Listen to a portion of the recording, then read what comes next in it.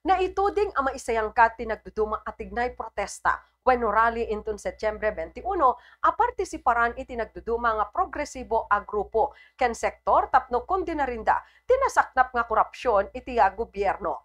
Ti anti-corruption rally ket may patungpal iti EDSA sa Metro Manila ket pasitan daytoy dagiti kangrunaan nga syudad iti Pagilian. Ditoy lokalidad ket aktibo iti partisipasyon dagiti nagduduma a grupo, abukbuklen dagiti nagduduma a sektor, partikular dagiti agtutubo.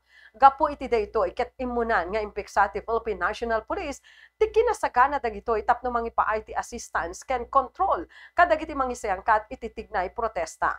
Karaman iti pagsagsaganaan ti Philippine National Police ti panangi-deploy wenno panangiwaras kadagiti personnel, panangikabil iti checkpoint ken border control, crowd management, reactionary standard support force ken traffic management. Immunan nga impeksa ti Malacañang, abigbigin da ti karbingan ti tunggal maysa tapno ipeksa ken irwar ti marikrik na dagitoy kas nakalanad iti constitution nga freedom of expression.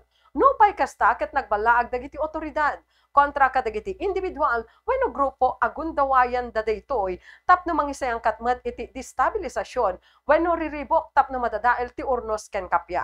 Kasapulan nga timbangin ken amerisen nga usto dagiti partisipante iti pakikapinganda a grupo tapno maamuan no anya ti kangrunaan nga tarigagay da iti rally wenno protesta tapno saan da nga maisagmak no adda ti mapasamak asaan nga nasayaat.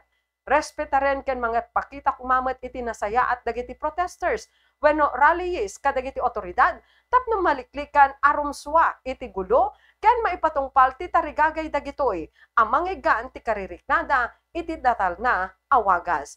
Para iti Bombo News Analysis, Bombo Irene Visconde Buenaventura.